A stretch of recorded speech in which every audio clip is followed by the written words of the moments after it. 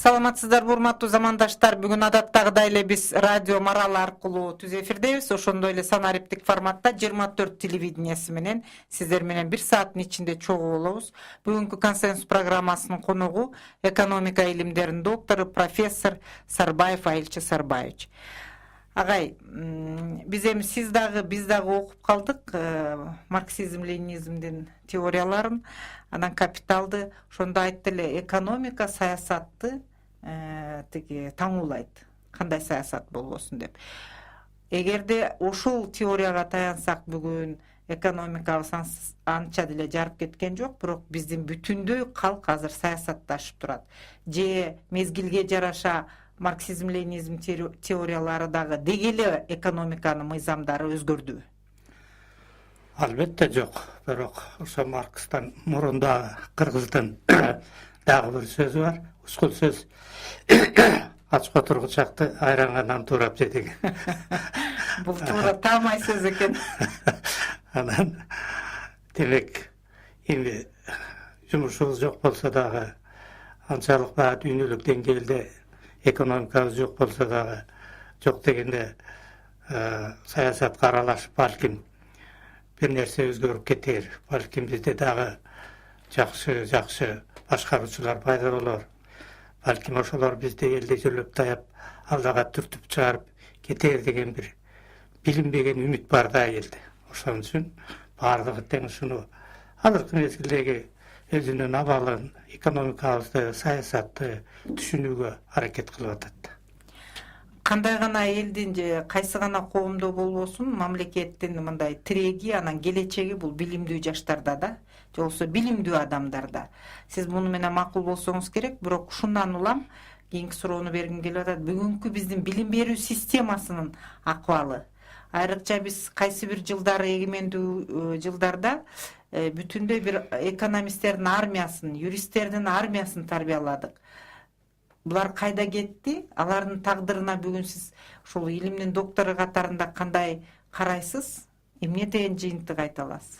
Сурооңуз абдан оор суроо. Анан өтө актуалдуу да, азыркы мезгилге. Биздин өлкөнүн коопсуздугуна карата коюлган суроо керек болсо. Себеби бул маселени мен Самаркандка барганда көрөм бир.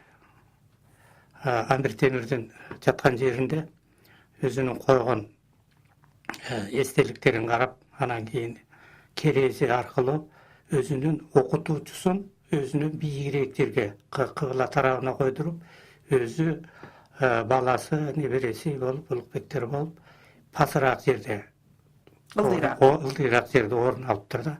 Эмне үчүн мындай дегенде, китебинде да жазат, өзүнүн осуятында да жазган, менин окутуучум бардык мезгилде кандай гана болбосун менден бийик турат деп.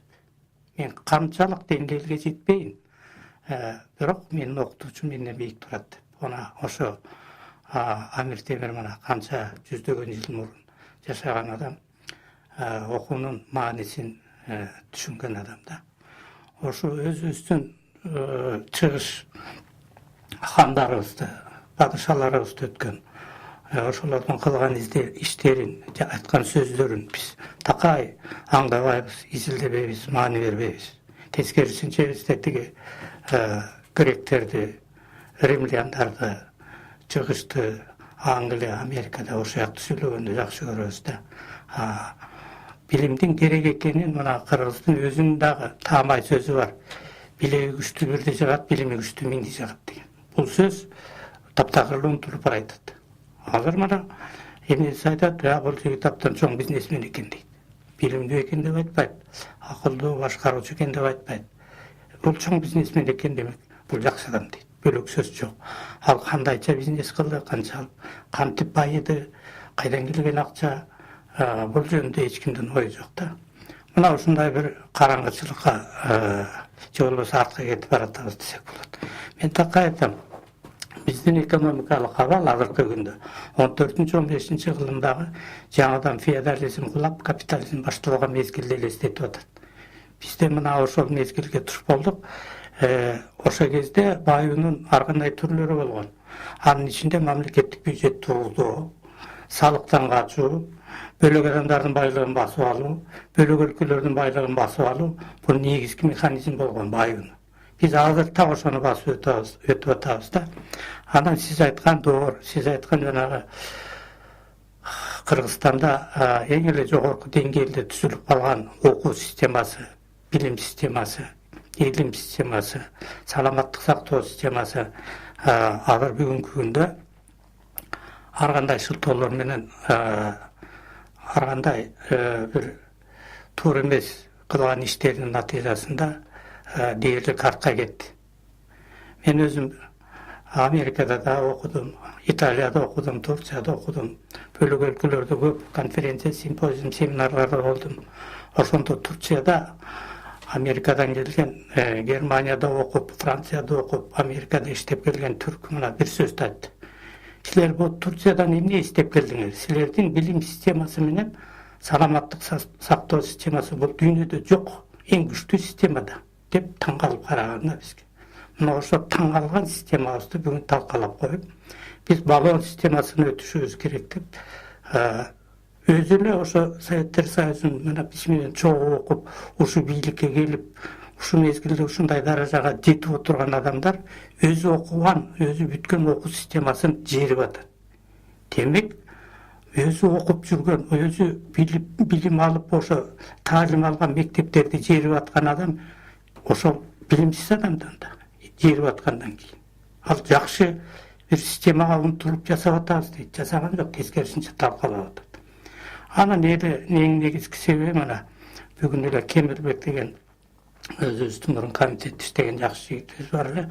Ошонун Кыргызстанда билим барбы деген макаласын окуп, шпиондор барбы деген макаласын окуп, атан мындай бир өзүнчө ойго келдик да.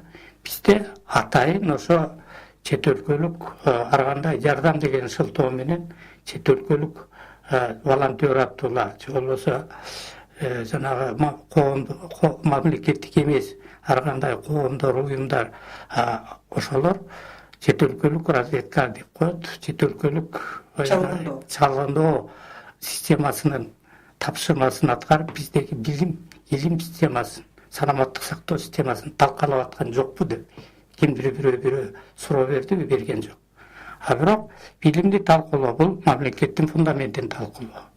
Билимсиз караңгы адамдар эч качан өнүгүүгө барбайт. Тем более азыр 21-кылымда бүт баардыгы интернет, компьютер менен жүргүзүлүп атса, өзүбүз таза коом куруп, цифралык экономика менен өнүгөлү электрондук башкарууну кийрели деп атабыз, а бирок ошол эле мезгилде билим системасын талкалап атабыз. Кантип түшүнсө болот? Логика жок, Логика жок.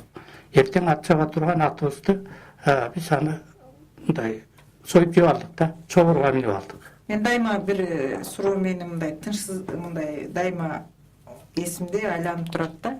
Мына азыр экономикасы солк өтпөгөн дүйнөдө державалар бар. Аларда акчасы да бар, ошончо билими бар, технологиядан алыста эмес. Бирок ошол өлкөлөрдө эмнегедир жардыруулар болот, согуштар ачылып атат, же алар башкаларга согуш ачып атат, ошол эле Америка, ошол эле тиги башка өлкөлөрдү карасак. Кандай дейсиз? Адамга тынчтык керекпи же солк этпеген экономика керекпи? Эми муну философиялык жактан карасак, илим техниканын өнүгүүсүндө такай эң биринчи түрткү болуп ошо согуш эсептелет.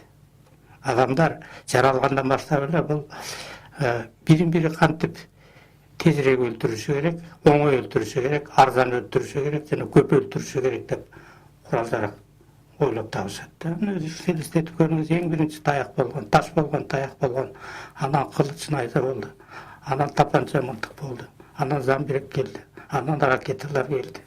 Азыр бүгүнкү күн атом бомбасы. То есть адам баласынын ушу өнүккөн өлкөлөрдүн эң эле биринчи максаты элден мурун бөлөк өлкөлөрдө жок адамдарды көп, тез жана арзан өлтүрө турган курал-жарак табуу. Жана ошо космосту да азыр биз ошо бир өлкөгө коркунуч туудуруш үчүн пайдалана баштадык. Көрдүңүзбү? Анын аркасынан ошо согуштук куралдарды ойлоп тапкан илим кайрадан жөнөкөй экономикага кызмат кыла баштайт. Советтер Союзу mezgilinde, ikinci Dünyalыk Soğuş mezgilinde janağı ün menen koşa teң jarışıp uçkan, ünden aşıp uçkan istrebitler, samolyotlar oylap tabılgan, bu soğuştuk maksat üçün. Oşol эле mezgilde oşonday samolyotlar keyin граждандык maksat üçün пайдаланыла баштады. Ошон үчүн азыр ошол жанагы өтө зор өнүккөн өлкөлөрдө эмне үчүн тынчтык жок? Эмне үчүн булар байлыгын тапкан, илим техниканы жетишкендигин адамзаттын жыргалчылыгы үчүн пайдаланбайт деген суроо. Бул эң чоң суроо да, мына сиз берген суроош. Жакында мына эсеп болду, бизде 7 миллиарддан ашып калыппыз. 20-30 жылдары барып 8 миллиарддан 9-10 миллиардга чейин эсептеп беришти. Ошо мезгилде адамдар бүгүнкү күнү мына bir 20-30%ге чейин ачарчылыкта жашаган эл бар. Эмне үчүн биз ошолордун проблемасын чечпей туруп кайра согуш үстүнө согуш кылып атабыз? Эмне үчүн ушул өлкөлөрдө, мисалы үчүн ошол Америкада согуштук куралдарды чыгаруу үчүн укмуштуу да көп акча жумшалат. Ошол акчаны эмне үчүн жана кырылып аткан арабтарга жардам бербейт? Африкадан качып келип аткан мигранттарга жардам бербейт деген суроо. Бул кайрылып барып баягы Маркстын айтканына такалат. Кайрылып барып жана экономикалык теорияга такалат. Ошол өлкөлөрдүн баардыгы өз өлкөсүнүн, өз элинин жыргалчылыгы үчүн, Американын элинин жыргалчылыгы үчүн, Африка элинин, Араб элинин тагдырын ойноп да койгон жок да. Ошолорду кырып, ошолорду өлтүрө турган курал жаракты сатып, анан Америка байыш керек. Ошолорду кырып, аларды талкалап, байлыгын тартып алып, анан Европа байыш керек. Максат ушундай. Азыркы күндөгү Россияга болуп аткан чабуул, ал кандайдыр бир кыйыр түрдө бизге дагы каршы чабуул.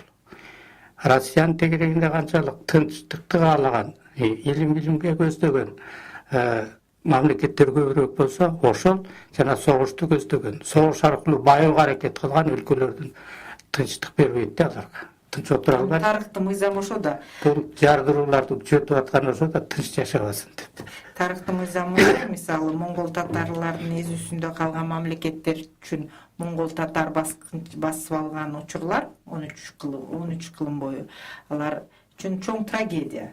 Аттыгил өзлөрү үчүн алар үчүн чоң өнүккөндүк болгон, анткени 13 кылым бул ушундан улам бир суроо да.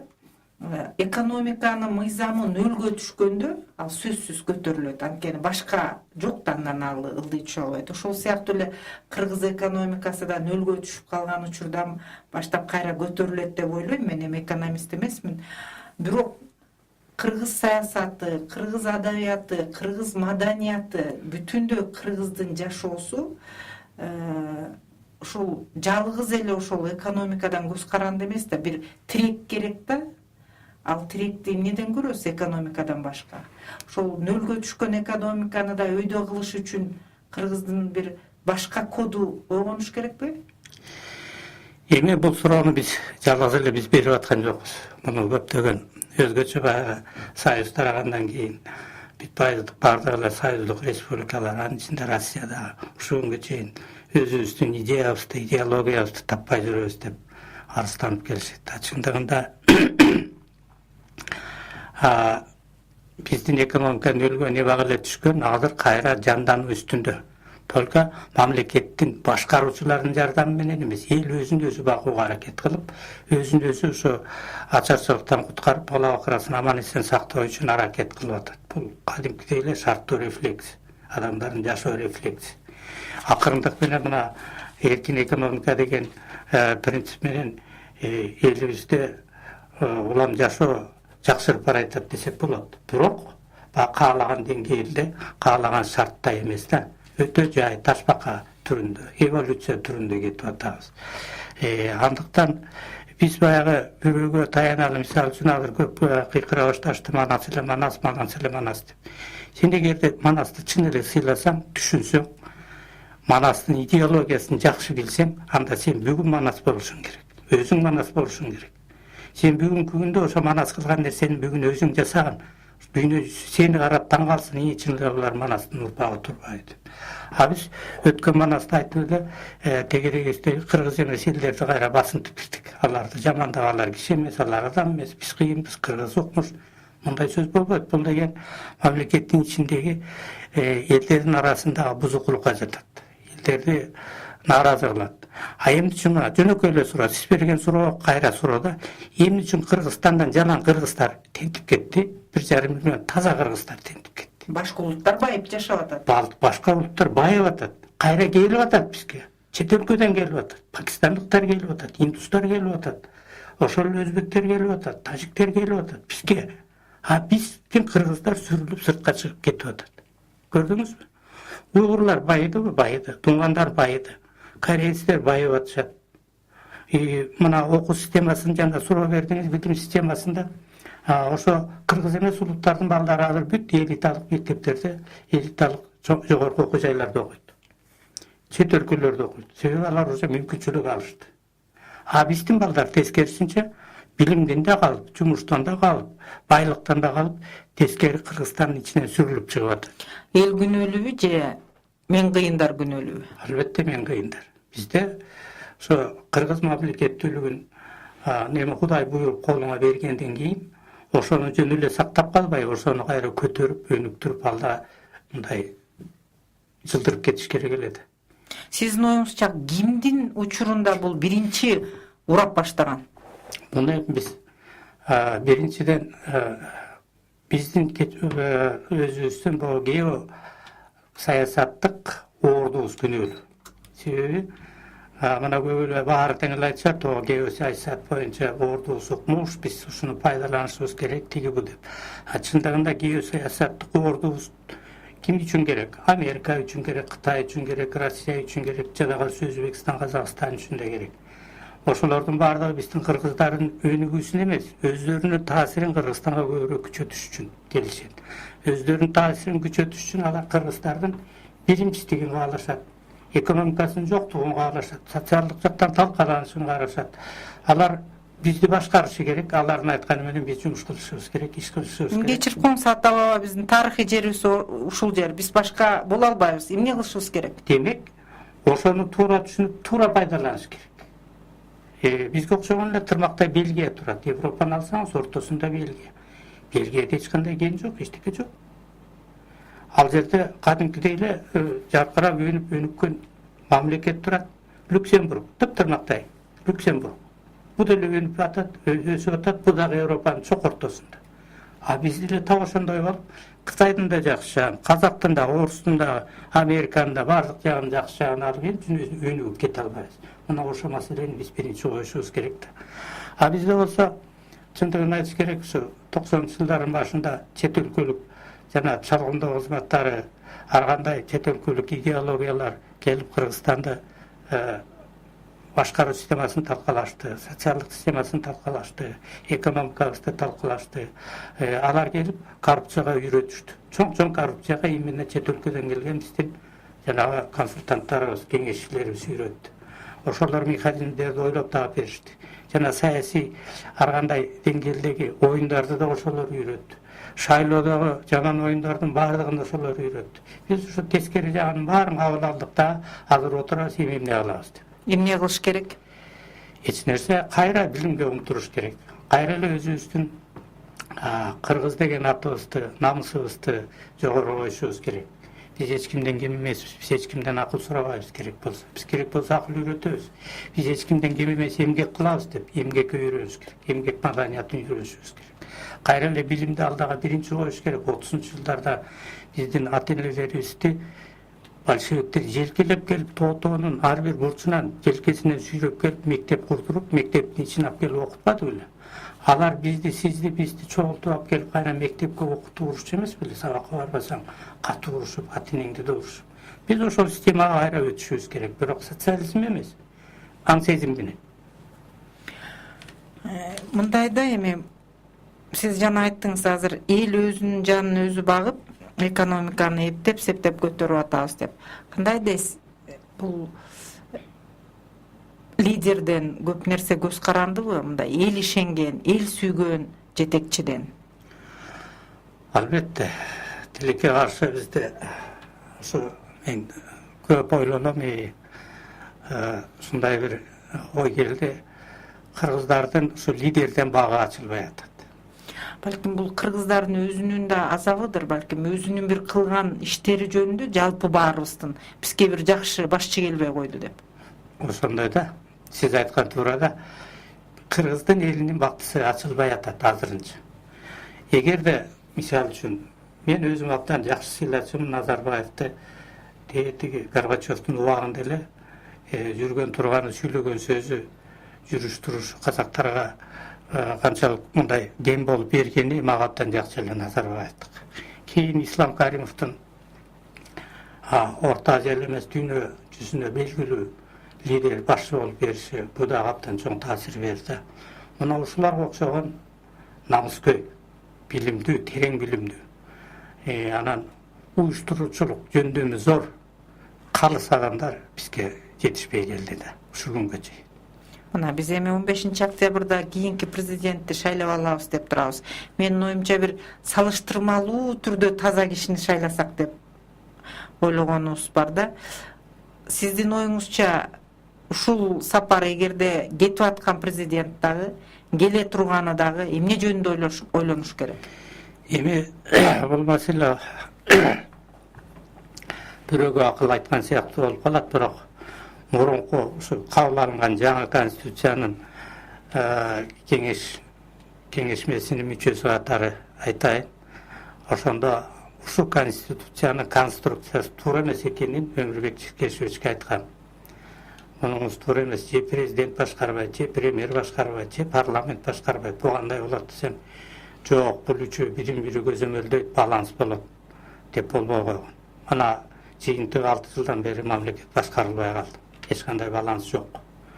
Анан ушу 10-жылы дагы төңкөрүш болгондон кийин КТРКда отуруп Жекченкулов, Исхак Масалиев үчөөбүз ошо түз эфирде айттым эле. Мурунку эки качкан президенттин трагедиясы. Бул өлкөнү алар башкарган эмес, алардын жардамчылары башкарган. Себеби аларга келип оюн айта турган адамдарды ошолор электен өткөрчү. Эгерде акча көп берсе, ошонун маселесин чечип берчү жардамчылар, же болбосо тиги аппарат жетекчилери. Ошон үчүн алар ошо жардамчыларынын жана аппарат жетекчилеринин күнөөсү менен жаманаттуу болду. Чындыгында алар элдин оюн толук билген эмес, маалымат жеткен эмес, толугу менен. Жетсе да тескери маалыматтар жетип турган. Тескери маалымат болсо, тескери чечим кабыл алынат.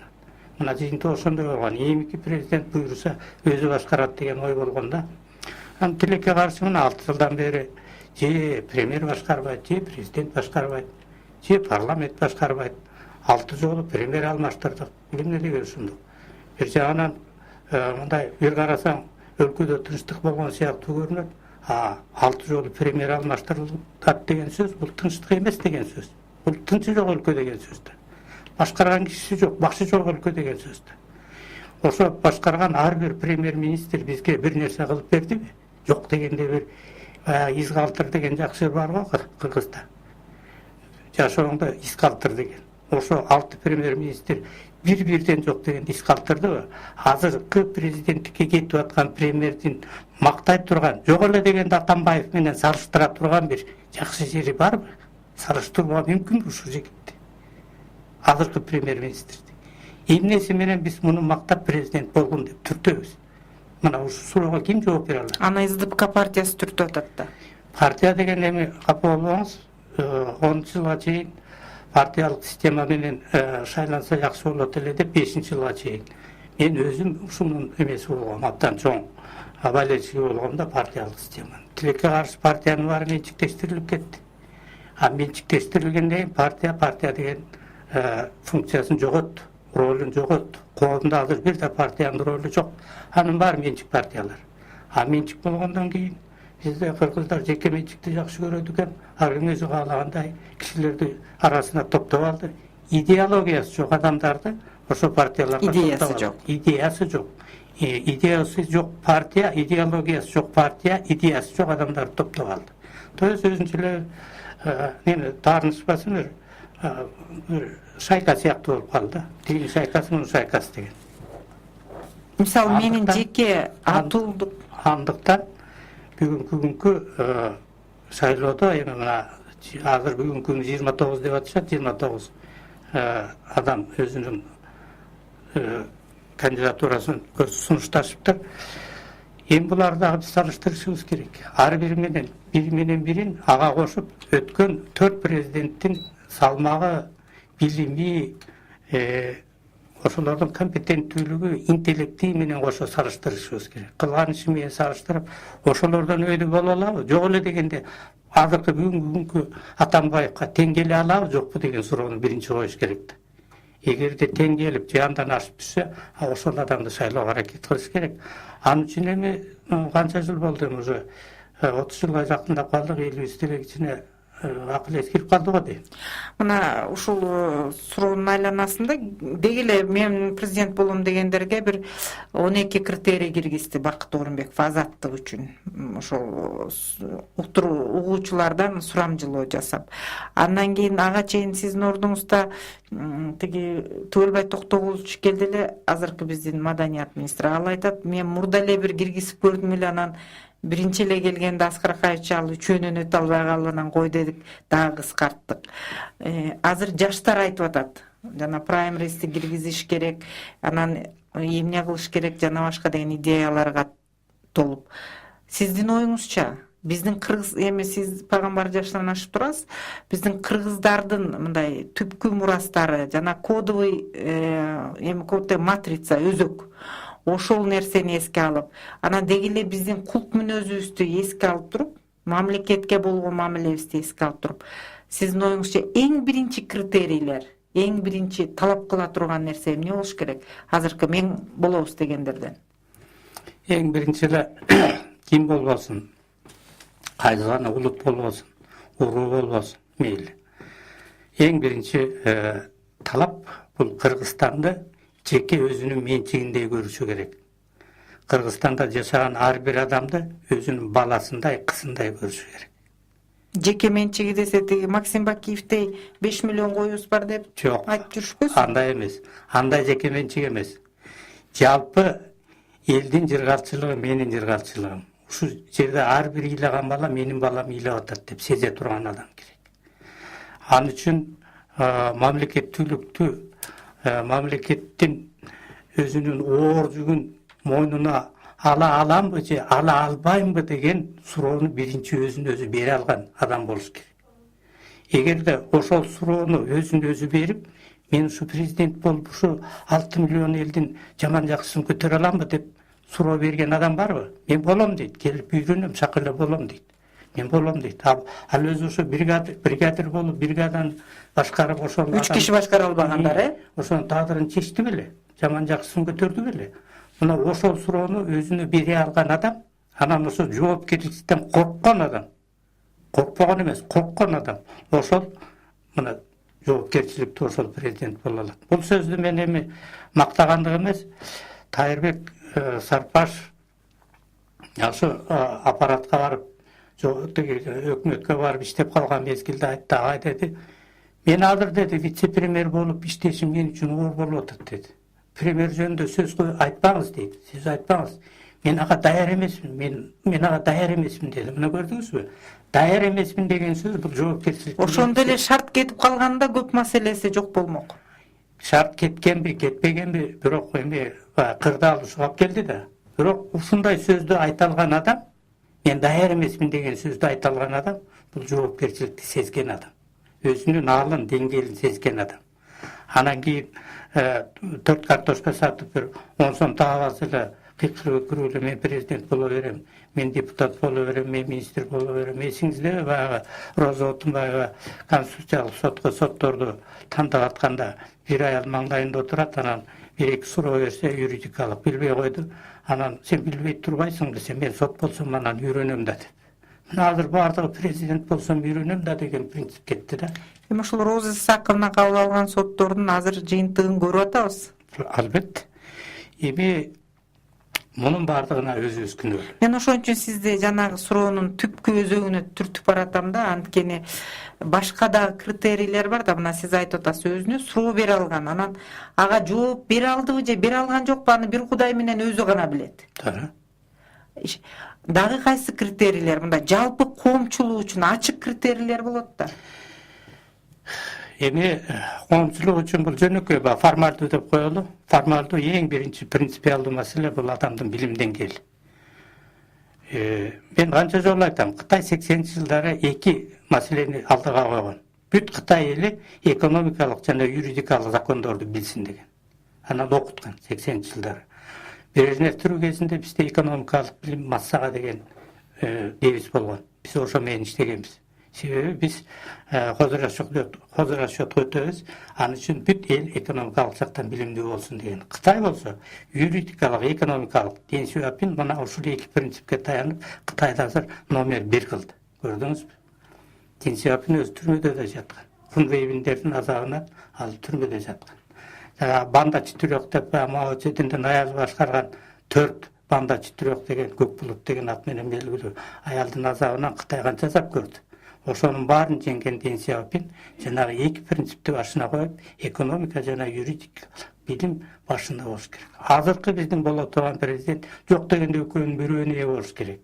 Же болбосо ушул экономика жана юридикалык иштерди жалпы коомдук иш, мисалы үчүн чоң коомдук мамлекеттик иштерди алып барган адам болсо, ошолорду жалпы түшүнгөн адам болсо, анан кийин чын эле жанагыдай чоң коррупциялык иштерге аралашпай, көп мамлекеттик деңгээлдеги маселелерди чечип, анан кийин биздеги коомдогу болуп аткан кемчиликтерди байкап, ошолорду чечүү мүмкүнчүлүгү өзүндө бар экенине ишенсе, мына ошол адамды биз президенттикке шайласак, андан кийин эң эле негизгиси өзүнө ал тегерегине ар бир тармак боюнча өзүңүз айткандай жана мурунку кийинки терең билими бар адис болуп чарбаларды, тармактарды көтөрүп келген адамдарды тегерегине чогултуп уюштура алса, мына ошол адам президент болот. Мен бул суроону Атамбаевка премьер-министр болгондо бергем 2011-жылы. Сиз тегерегиңизге мурунку президенттерге окшой жакшы, күчтүү адамдарды чогулта аласызбы десем, биякта мурун эле чогулуп калыптыр деп кайпактап жөн жооп бербей койгон. Ошондо бир 7-8 боореки эксперттиги бу дегендерди чакыртып өзү да кеңешип, өзү да мындай оюн ортого салды эле. Ошондо ушундай суроону берген. Тилекке каршы аягына чейин муну чыгара алган жок. Тилекке каршы бу дагы кээ бир жазамчыларына, кээ бир аппарат жетекчилерине ишти мындай түртө салып, ошолор мамлекетти башкарып, абийирибизди кетирип аткан ошолор болуп калды. Жанагы кыргызда бар жет атаңды тааныйсыңбы деп, тегине карашыбыз керекпи? Тек албетте керек. Бул кыргызда дагы бир сөз бар. Бул каны бузук экен деп коет, билесиз. Дагы бир сөздөр бар, улуу сөздөр көп эми кыргызда. Ташка сийиптир деп коет. Ташка заара кылып коюптур дейт. То есть баласы жаман чыгып калса. Каны бузук деген значит бул өз мындай түбү, теги жаман, бузук, ууру, кески, шүмшү, калпчы адамдын тукуму деген бул каны бузук деген сөз. Андыктан теги албетте чоң ролду ойнойт. Бул тек боюнча өзүнчө чоң илим бар. Анан кыргызда дагы бекеринен айтылбайт, жет атаны билиш керек, анан жет атага чейин баягы кыз алышмай жок деген бул миңдеген жылдардан бери калыптанып калган генеалогиялык, генетикалык илим. Муну кыргыздар баягы илим деп атабайт, просто билим деп коет. Тек сөзсүз ролду ойнойт. Бирок эми азыр заман ушундай болуп калды. Чет өлкөлөрдө азыр генеалогия боюнча даже фирмалар бар. Эгерде мен өзүмдү тетиги баланча королдун тукумумун деп эсептегим келет деп акча төлөсөм, аны алып барып ошол королго такап коет. Бизде ошондой санжырачылар пайда болду. Эми алар кандай жазбасын, санжыранын өзүнүн баягы эрежеси бар да. Мыйзамдары. Мына бул акыркы кезде биздин коомчулукта айрыкча биз жана сөз башында айтпадыкпы, биз саясатташып калдык. Азыр 2 киши, 3 кишинин башы кошулса эле эртеңкибизге кашык салып атабыз да. Мунун жакшы жагы да бардыр, опурталдуу жагы бардыр. Сиз эми илим чөйрөсүндө жүргөн адамсыз. Интеллигенциянын катмары менен көбүрөөк алектенесиз. Кандай дейсиз, ушул бардык мындай бир тагдыр кечкен, тайгак кечүү тар жолдордо кандайдыр бир коомдун катмары тарыхта алдыңкы ролду ойнойт. Өз кезегинде тиги жумушчу дыйкандар ойногон. Интеллигенцияны болсо биз четке түртүп койдук. Муну жараткан коомдун өзү жок азыр. Системанын өзү жок деп. Сиз өзүңүздү кайсы тармакка кошосуз? Анан ошол илимдин чөйрөсүндөгү адамдардын бүгүнкү даремети эртеңкибизге кашык салып жана келечекти тандап алууда, мыктыларды тандап алууда дареметін көрө аласызбы? Даремети бар адамдар бар. Толтура. Анан бизде кызыктуу нерсе да. Тигил айтсын мен карап турайын. Тигил айткандан кийин тигилер такталаса, тигилер бүтүрсө анан мен барып кызматка конуп калайын деген принцип бизде катуу иштеп калды. Азыркы биздин интеллигенция дагы өзүн өзү аябай, мурункуларда өзүн аябай акылдуу сезет дагы түз айткандан катышат. Түз ачык бетке айткандын ордунда акырын кылтыйып бирөөнү түртүп коюп анан аңгы турмай адатыбыз бар. Мына ушул бизде көбүрөөк. Түп-түз айтып, бетин айтып, болгондой айтып, жакшыны жакшы, жаманды жаман деп сүйлөшүүнүн ордуна наоборот ошо бирин-бири колтукка түртүп, бирине-бири алдамай, биринен бири акылды сунбай, бирок көмүскө жерде, сыртта, тиякта. Анан сын айтса дагы, өз оюн айтса дагы, аялынын юбкасына жашынып алып, кухняга отуруп алып айтмай, бизде көнүмүш адат болуп калды. Биз ошондон чыгышыбыз керек. Бул жалпы Кыргызстандагы эркектердин маселеси эмеспи? Жалпысы десек де болот, интеллигенцияны өзгөчө десек болот. Анан өздөрүн саясатчы сезишет да, мен чоң саясатчымын да. Тиги сүйлөсүн, таякты тиги жесин, тиги камаса тигини камасын, андан кийин мен барып отуруп калайын, жакшы киши болуп көрүнүп деп. Мына биздин интеллигенциянын бүгүнкү күндөгү абалы, табышыл абалга келип калган. Баарын түшүнүп көрүп билип турган адамдарыбыз көп. Бирок ачык ошону шар бетине айтып, чечүүгө аракет кылган адамдарыбыз аз болуп атат. Андайлар мага такай көп келишет да, көп эле адамдар келишет. Бул секрет эмес. Көп эле адамдар келишет. Тигинтип айтпайсыңбы, минтип айтпайсың, тиги жерде тигинтип атпайбы, бу жерде минтип атпайбы, тигин албадыбы, бул муну кылып койбодубу? Сен өзүң эмне айтпайсың десем, мен укпайт да, сени угат да дейт. Мен жөн эле университеттин мугалимин, жөн эле профессормун десем, баары сени угат да, мен айткан эмне чыгат деп өздөрү акырын күлкүгө кылтыйып калат. Академиктер, кээде. Тиги сиз эми экономиканын мыйзамдарын жакшы окугансыз, өздөштүргөнсүз, илимди жактагансыз. Биздин кыргыз экономикасында жалпы кыргыз аял затынын ролу барбы? Муну бир айтасыз, бек айтасызбы? Ушу бүт кыргызмын, манастын тукуму дегендин баардыгы каныкейдин этегине жабышкан адамдар да бүгүнкү күндүн кыргыздын аялдары, бүгүнкү күндүн каныкейлери. Накта каныкейлери бүгүнкү күндүн аялдары. Манас жок. Каныкей калган. Себеби эми таарынышпасын, балким кээ бирөө айтар, мен эркекмин, 2-3 аялым бар деп. Чындыгында 90-жылдардагы чоң кризисте, чоң ачарчылык да керек болсо, кыргыздарды кризистен алып чыгып, элди аман алып калган аялдар болду. Андан кийин да ошо эркегин түрткүлөп туруп барбайсыңбы?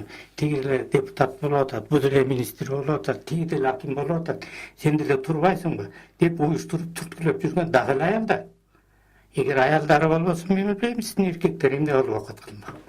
Анан эми кээде ушунчалык күлкүм келет да, мен мугалим катары, директор катары, зав кафедра катары студенттер боюнча проблема болуп калат да, ошондо келет, эркек кишилер келет, абышкалар келет, аксакалдар, эркектер келет. Ушу баламдын окуу акысын төлөгөн кичине мөөнөтүн узартып койчу. Аялым Россияда эле ошол акча салса төлөйүн деп. Эмне дериңди билбей каласың ошол жерде. Айдан кетип калат, ошентип айтканда. Анан ошон үчүн мен эмне каалар элем, ушу кыргыз жигиттерибиз жок дегенде бүгүнкү күндөгү аялдарыбыздай болуп берсе, өзүбүздүн эле. Эми теңдечи, эркектик эркектечи, эркек сыяктуу. Бирок кылган иши менен, сүйлөгөн сөзү менен, келечекке Кыргызстанды түртө турган шарты менен эркектей болуп берсе абдан жакшы болот эле да. Мына сиз жантан бери айтып атасыз, экономиканы бүт кыргыздын жашоосундагы баардык тилкеге аста алып келип экономиканы мындай киргизип атасыз да. Адатта биз экономика жөнүндө сүйлөгөндө сөзсүз акча көзгө мындай келет да. Коррупция азыр бизде ушундукту да мына азыр президент болом дегендин баары эле эң биринчи маселеси коррупцияны жоюш керек деп калды да. Андай ураанды деле көрдүк да, азыр Алмазбек Шаршенович деле ошондон баштады эң биринчи иштерин. Коррупцияны мындай түбүнөн кыркыш үчүн мүмкүнчүлүк деги эле барбы классикалык үлгүдө? Кыргыздарда кантип кырксак болот? Албетте бар. Bizde ошо тилекке каршы жок коррупция азыр көнүмүш адатка айланып баратат да. Ошо көнүмүш адатты жок кылыш керек. Анан кимиси эле кызматка келбесе мен коррупция менен күрөшөм дейт. Өзү коррупционер болуп туруп кайра коррупция менен күрөшөм дейт. Түшүнбөйсүң ким менен күрөшөт. Анын үчүн биз ошо орке либералдык закон деп кабыл алгандан кийин анын ичинде мамлекетти бекем мындай күч менен сактай турган күчтүү механизмдер болот. Бул финансы, салык механизмдери деп коет. Ошо финансы, экономикалык орки ар кандай кылмышка барган адамдарды аябагандай катуу жазалай турган мыйзамдар болот. Мына ошо мыйзам Кытайда катуу иштейт. 1,5 миллиард калк эмне Кытайда эме жок деп турасызбы? Коррупционер жок деп турасыз. Булар жылда миңдеген адамдарды атып салышат. Коррупция үчүн миңдеген. Буларда коррупцияга күрөш өтө күчтүү. Болбосо 1,5 миллиард Кытайды башкарыш деген бул оңой нерсе эмес да. Тем более рыноктук экономика мезгилинде. Бизде ошо закондун баардыгы, мыйзамдын баардыгы 90-жылдары эле либералдаштырып, же болбосо жок кылып салган да. Бүгүнкү күнү ошо экономикалык кылмыш кылган адам 10 жылдан кийин бул кечиримдүү деген дагы мыйзам бар.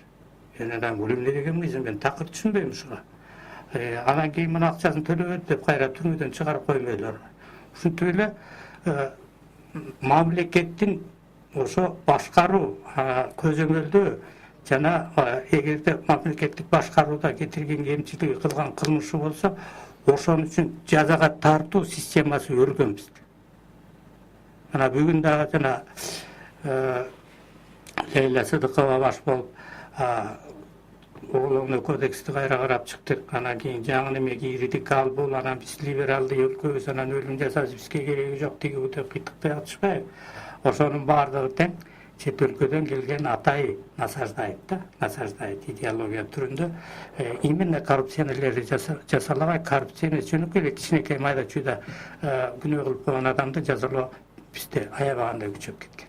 2-3 кишини кармап камап койсо эле болду, дүйнөсүнө жасалат, аба биз коррупцияны талкалап салдык. Тоокурдагандар да.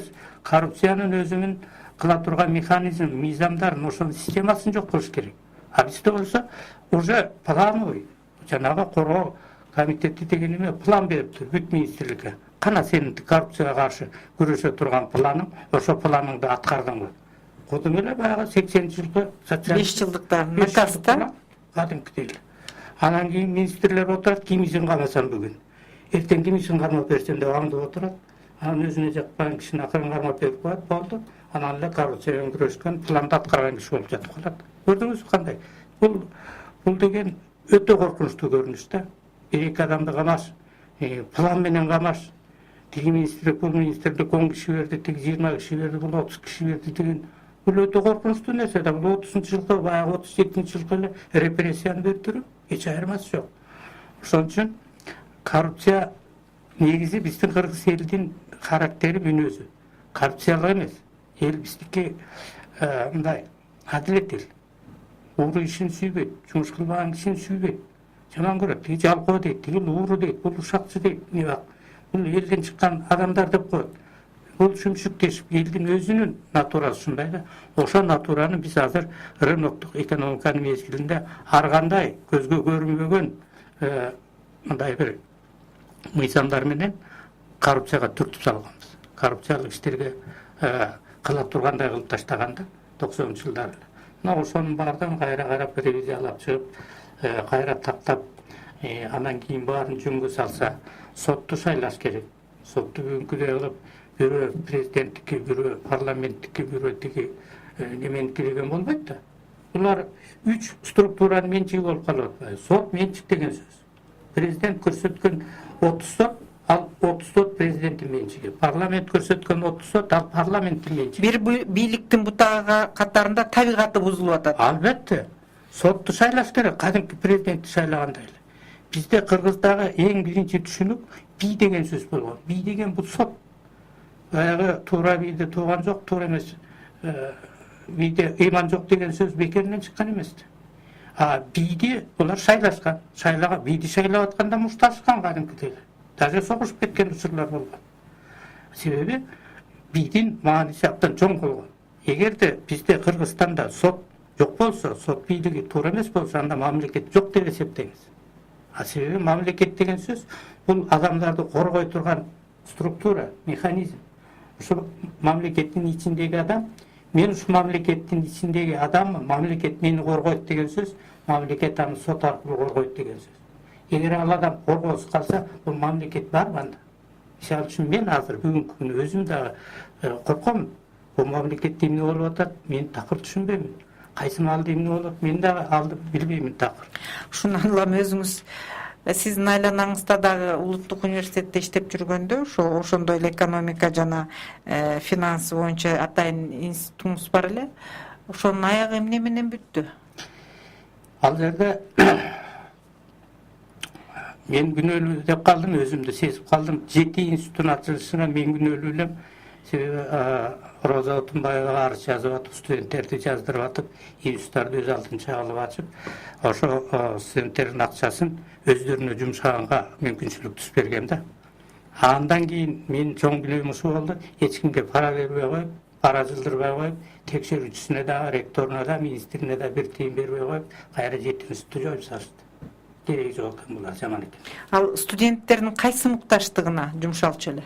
Өздөрүнүн мугалимине, өздөрүнүн китебине, өздөрүнүн компьютерине, өздөрү отурган аудиторияга, өздөрү бара турган, кыла турган иштерине толугу менен жумшалчу.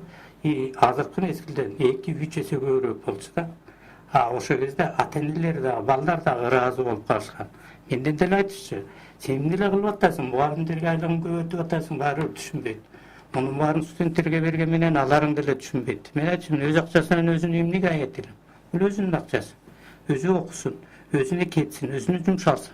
Акыры баары түшүнөт дечимин да. Жыйынтыгы эмне болду? Жыйынтыгы жана азыр соттордон эмне болуп кетет, мен дагы коркуп турам дегениңизде. Абдыкерим Сыдыков деген академик бар ошол жерде филфакта.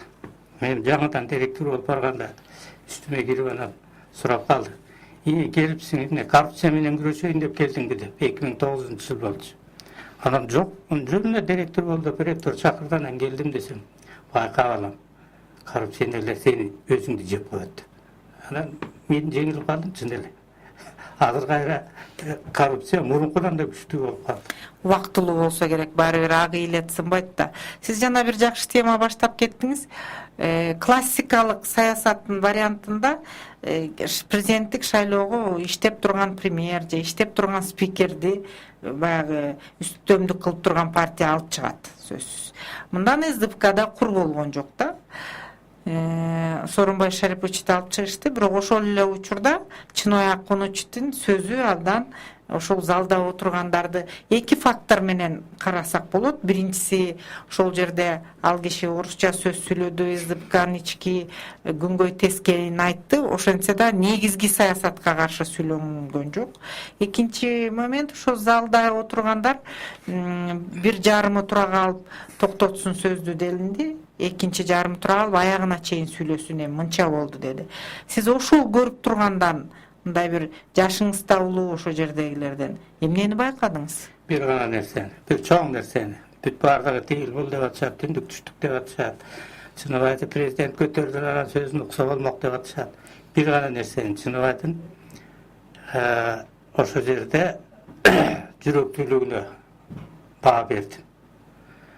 Президент баш болуп, партиясы бүт баары биригип, анан кийин имбинде иштеп аткан премьер-министрди түртүп көрсөтүп атса, жок, мен дагы чыгам деп, чыгыштын өзү бул өзү ер жүрөктүүлүк. Балким президент менен сүйлөшүп алынган ички сценарий бар. Жок, андай эмес. Бул чын эле Кыргызстандагы демократиянын бар экендигинин бир көрүнүшү. Чыныбай муну доказать этти. Чынобай Акунучтун чоң бизнеси бар. Бизнесмендер абдан сак келишет, билесиз. Бул учурда эки эле нерсе, же президент тарабынан жакшы колдоосу бар киши ошентип чыгыш керек, экинчи же аркасында ал киши дайыма орусча сүйлөбөй кыргызча сүйлөдү эле, орусча сүйлөдү тексти. Же өткөндө Матвиенконун келгендиги дагы бир факторбу? Эми балким ал киши көптөгөн чет өлкөлөргө барып көптөгөн чоң саясатчылар жетекчилери менен жолугушуп жүрөт. Алар менен пикир алмашкан. Өзүн дагы балким ушу ой пикири байып, ой пикири өзгөрүлсө керек деп ойлойм да. Анан кийин чын эле бүгүнкү күндөгү президентке, бүгүнкү күндөгү премьерге каршы чыгып сүйлөөнүн өзү эрдик бир жагы. Экинчи жагы демократиянын көрүнүшү. Анан сиз айткан кооптонуу менде да бар. Эгерде кийинки президент, шайланган президентибиз мурунку президенттерден да жаман көркөө болуп калса, көркөө жоопкөр караңгы адам болуп калса, Чыныбайдын өзүнүн бизнеси эле эмес, өмүрүнө коркунуч келип калышы ыктымал. Анын бүк туугандарына да коркунуч келип калышы ыктымал. Мына бул жагынан алып караганда чындыгында бул кооптуу нерсе, абдан коркунучтуу нерсе. Деги эле президент болууга аракеттенүүнүн өзү коркунучтуу азыркы күндө. Бардыгы үчүн. Бардыгы үчүн. Кимиси болбосун. Себеби кайсы маалда кайсы жерден кимиси чалып көтөрүп чыгат, же болбосо дагы бир бала кылат белгисиз. Эми бул бийлик үчүн күрөшүүнүн табигый түрү. Албетте. Трампты деле эмне кылды мына. Миллиардер деген Трампты ушул күнгө чейин президент экенине карабай туш-тушунан талап атышат, итталагандай кылып. Соңку суроолордун бирөө, азыр эми Кыргызстанда жана коррупцияны бир десе, паспорттун акыбалын эки деп мекенчилдер кыйкырып атышат. Үчүнчү, ушу баарыбызды ойлондурган радикализм болуп атат, диний радикализм. Ушул сиз ушул диний радикализмдин экономикалык булактарын көрө аласызбы? Албетте. Элдин өтө начар жашашы, билимсиздиги, билимдүү адамдардын улам аркы дүйнөгө көбүрөөк кетип түшүнгөн, мамлекетти түшүнгөн, өнүгүү деген эмне экенин түшүнгөндөрдүн азая башташы, ушунун баардыгы диний радикализмге апарат. Кыргыздар өзү башынан негизи эч качан мусулман радикал болгон эмес. Кыргыздарда өтө либералдуу, жөнөкөй гана мусулманчылык түшүнүк болгон. Мына биз ошону азыр билимсиздик жана жардырлык жумушсуздуктун аркасы менен окуп өтүп күчөтүп салдык да. Бул өтө коркунучтуу нерсе. Биздин өлкөдөгү эң биринчи, номер биринчи өлкөнүн душманы, элдин коркунучу ушу диний радикализм. Акыркы окуган китебиңиз эмнеге таасир берди? Же болбосо кандай илимий эмгектин үстүнөн иштеп атасыз? Мен көптөрдү китеп окуйм. Көп убакта мен мурунку окуган китептерим оюма келет. Кайталап окуйсуз? Жаш кезимде окуган Кытайдын фантастикасы, ошондо фантастикалык китепте ушундай бир коом экен, Дурман Элис деп коет. Дурман Элис деген азыр наркотик. Наркотик менен оокат кылып калган өлкө болот да, анан ушундай бир мезгил болгон экен. Студенттерди кабыл алат биологический факультетке кабыл алат. Анан кийин профессор келет, айтат, адамдын анатомиясын айтса, студенттер айтат, давай практика жүзүндө көрөбүз деп профессорду союп, ичин баарын текшерип көрүшөт. Анан кийин ректор келет, бүттүңөр окуун деп диплом таратып берет. Дагы бир эле Кытайдын дагы бир китеби бар. Азыр жаңы эле окуп бүттүм, анда кайталап окудум. Орто кылымдагы Кытайдын чыгармаларында. Анда аягы мынтип бүтөт да, ушул адам акыры жакшылык көрүп байып, түрмөгө түшкөн өзүнүн бир тууганын сотко акча берип сатып алып куткарып алды деген. Сиз азыр тиги чыгыш абдан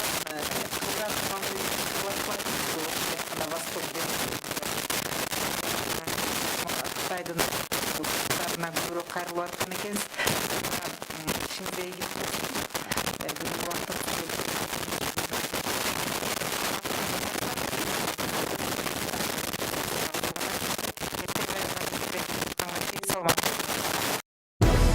Жылдыз Муслимованын консенсус автордук уктуруусунда ийип отуруп түз кеңешебиз.